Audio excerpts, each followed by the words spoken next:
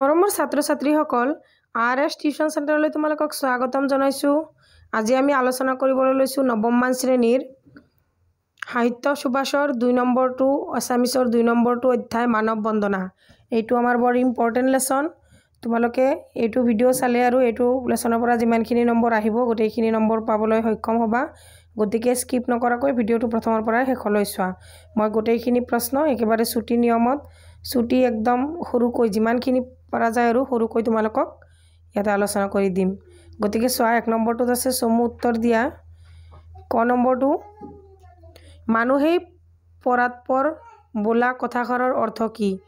পৰাৎপৰ মানে শ্ৰেষ্ঠতকৈও শ্ৰেষ্ঠ, মানুহৰ নিচিনা বিচাৰ বিবেচনা বুদ্ধি। পৰাৎপৰ মানে শ্ৰেষ্ঠতকৈও শ্ৰেষ্ঠ, মানুহৰ নিচিনা বিচাৰ বিবেচনা জ্ঞান বুদ্ধি আন জীৱৰ নাই। গতিকে মানুহ শ্ৰেষ্ঠতকৈও শ্ৰেষ্ঠ বুলি বা পৰম সত্য। তাৰে পিছত 2 নম্বৰটো চোৱা।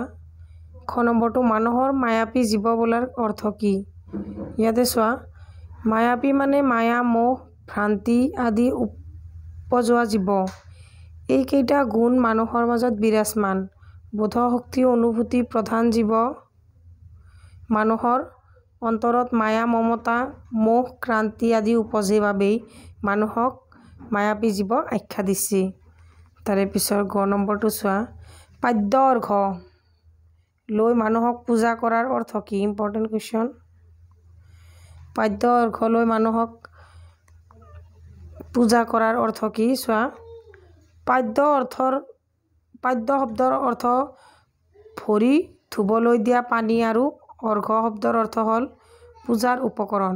কবিয়ে মানুহক দেৱতা জ্ঞান কৰি জীৱন্ত দেৱতা স্বৰূপ মানুহক দুৰ্গত বা আলাই আথনি অৱস্থাত সেৱা শুশ্ৰূষা কৰিবই ভগৱানক পূজা কৰাৰ দৰে শুভফল পায় বুলি কৈছে।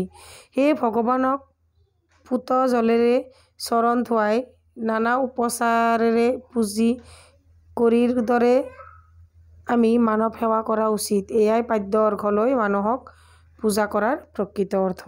তাৰে পিছৰ প্ৰশ্নটো চোৱা। Important question. মানৱ বন্দনা কবিতাটিৰ সাৰাংশ তোমাৰ নিজৰ কথাৰ লিখা। একদম সৰুকৈ মই আলোচনা কৰি দিছোঁ। ইয়াতে চোৱা ভগৱানক বন্দনা কৰাৰ দৰে মানুহক বন্দনাৰ যোগেদি মানৱীয় মূল্যবিধ জাগ্ৰত কৰা হৈছে। এই পৃথিৱীত দৈনিক অজস্ৰ মানুহৰ জন্ম হৈছে, ঠিক সেইদৰে মৃত্যুও হৈছে। মানুহৰ জীৱন খন্তেকীয়া, মানুহ অজয় অমৰ। স্থায়ী জীৱন হয় যদিও এই মৰতৰ পৰা মানুহ শেষ হৈ যায়। জন্ম মৃত্যুৰ ধাৰাবাহিকতা চলিয়ে থাকে। এনে অৱস্থাতে খন্তেকীয়া জীৱনটোৰ সাৰ্থক কৰিবলৈ এটাই মাত্ৰ উপায় হ'ল মানুহৰ বাবে মানুহৰ ভবাটো কিবা এটা কৰাটো। আমি প্ৰত্যেক মানুহেই স্বাৰ্থ ত্যাগ কৰি এজনে আনজনৰ কাৰণে চিন্তা কৰি ভাল কামনা কৰিব পৰাটোহে উচিত কৰ্ম। কাৰণ এনে কামৰ মাজতে মৰম নিহিত হৈ থাকে। এই পৃথিৱীত মানুহে একমাত্ৰ সংগ জীৱ। শ্ৰেষ্ঠ মানুহৰ নিজৰ শুদ্ধ জ্ঞান বিচাৰ বুদ্ধিৰে বিবেচনা কৰিব পৰা শক্তি আছে। এই পৃথিৱীত মানুহেই সকলো। গতিকে ইয়াতে কোৱা হৈছে পাদ্য অৰ্ঘ লৈ ভগৱানক পূজা কৰাৰ দৰে মানুহকো সেৱা শুশ্ৰূষা পূজা কৰি মানৱ জয় জ্ঞান গোৱাটোৱেই প্ৰকৃত মানৱ ধৰ্ম। তাৰে পিছৰটো চোৱা। এই যে পৃথিৱী স্বৰ্গতো অধিক মানুহৰ নিজাবী ঘৰ। ইম্পৰ্টেণ্ট। এই কথাষাৰৰ অৰ্থ বুজাই লিখা। এইটো ব্যাখ্যা কৰিব আহে কেতিয়াবা। চোৱা জীৱশ্ৰেষ্ঠ মানুহ ইজনে আনজনৰ কথা ভাবিলে আনক সহায়ৰ হাত আগবঢ়ালে সকলোৰে উপকাৰ হয়। মানুহ যেতিয়া মানুহক দেৱতা বা ভগৱান জ্ঞান কৰি সেৱা শুশ্ৰূষা কৰিব, মিঠা মাত দিব, তেতিয়া নিজৰ মনত আনন্দ লগাৰ দৰে আনজনৰো অন্তৰ আনন্দৰে উপচি পৰিব। নিজৰ ঘৰখনত আমি মৰম চেনেহৰ আদান প্ৰদানেৰে সকলো এটা স্বৰ্গীয় সুখ আনন্দ পৰিৱেশ সৃষ্টি কৰোঁ। ঠিক তেনেদৰে গোটেই জগতখনৰ সকলো মানুহক আনন্দ দিব পাৰিলে গোটেই পৃথিৱীখনেই নিজৰ মৰমৰ ঘৰখন হৈ পৰিব। সকলোৱে আপোন মানুহ হৈ পৰিব। আনৰ সুখত সুখী দুখত দুখী হ'ব পাৰিলে প্ৰকৃত মানৱ সেৱা কৰা হ'ব আৰু এয়াই শ্ৰেষ্ঠ আনন্দ। তাৰে পিছত 4 নম্বৰটো চোৱা। তাৎপৰ্য ব্যাখ্যা কৰা। মানৱীয় জনম দিয়া উটুৱাই মানৱীকৰম হতে মানুহৰ মৰম বুজিবা মানুহে ধৰম যে মৰমতেই। উক্ত কবিতাফাঁকি আমাৰ পাঠ্যপুথি অন্তৰ্গত চন্দ্ৰকুমাৰ আগৰৱালাৰ দ্বাৰা ৰচিত মানৱ বন্দনা নামৰ কবিতাটোৰ পৰা তুলি দিয়া হৈছে। মানুহে মানুহৰ প্ৰতি কৰা ব্যৱহাৰ, মৰম, সহানুভূতি আদি মানৱীয় ধৰ্মসমূহ যে সকলোতকৈ শ্ৰেষ্ঠ তাকে বুজাবলৈ কবিয়ে এই কবিতাফাঁকিত উপস্থাপন কৰিছে। চোৱা, শ্ৰদ্ধা, ভক্তি, দয়া, মমতা, মৰম, চেনেহ আদি মানুহৰ এক সূক্ষ্ম অনুভূতি। এজন মানুহ প্ৰকৃতাৰ্থত মানুহ হিচাপে এই পৃথিৱীত জীয়াই থাকিবলৈ ল'লে এই সূক্ষ্ম অনুভূতিবোৰ অতিকৈ প্ৰয়োজন। ইয়াতে বানাম বহুত ভুল হৈছে, মই মাতি দিয়াতে শুদ্ধ কৰি দিছোঁ। চোৱা, বাস্তৱ জীৱন বৰ কষ্টকৰ আৰু মানুহে সদায় বিভিন্ন সমস্যাৰ সন্মুখীন হৈ থাকে। গতিকে মানুহে জীয়াই থাকিবলৈ হ'লে ইজনে আনজনক শ্ৰদ্ধা, ভক্তি, দয়া, মৰম, সহায় সহযোগিতা কৰিব লাগে। সেয়ে মানুহে মানুহক মৰম, চেনেহ, শ্ৰদ্ধা, ভক্তি কৰিলে মানৱ জীৱন সাৰ্থক হ'ব।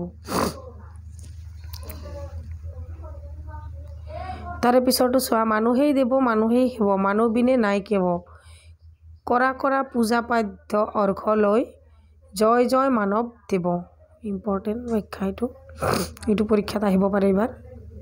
উক্ত কবিতাফাঁকি আমাৰ সাহিত্য পুথিৰ অন্তৰ্গত চন্দ্ৰকুমাৰ আগৰৱালাৰ দ্বাৰা ৰচিত মানৱ বন্দনা নামৰ কবিতাটিৰ পৰা তুলি দিয়া হৈছে।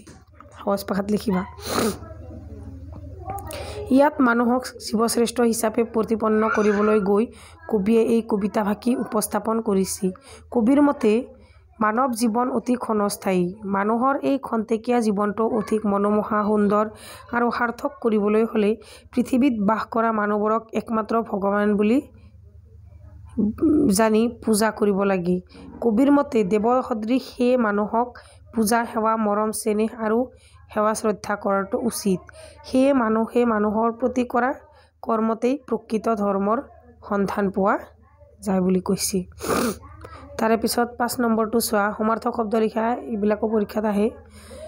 মানুহ, সংগ, পৃথিৱী, সৎ, স্বৰ্গ আৰু দেৱ। চোৱা, শব্দ সমাৰ্থক শব্দ এনেকৈ ভাগ কৰি লিখিব পৰীক্ষাত। মানুহ, লোক বা মনুষ্য। সংগ, সংগ মানে হৈছে মানুহ মানে হৈছে লোক বা মনুষ্য, সংগ মানে হৈছে লগ। পৃথিৱী মানে ধৰিত্ৰী, বসুন্ধৰা।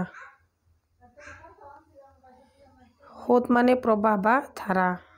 তাৰপিছত স্বৰ্গ মানে হৈছে সুৰলোক।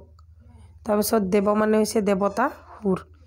তাৰে পিছৰটো চোৱা, পিছৰ প্ৰশ্নটো হৈছে সংস্কৃত কৰ্ম, ধৰ্ম আদি শব্দৰ পৰা কৰম, ধৰম আদি শব্দৰ উৎপত্তি হৈছে। এনে কিছুমান শব্দ বাছি উলিয়াই এখন তালিকা প্ৰস্তুত কৰা। চোৱা, সংস্কৃত আৰু নতুন ৰূপ শ্ৰী, চিৰি, ভক্তি, ভকতি, উৎসৱ, উৎসৱ।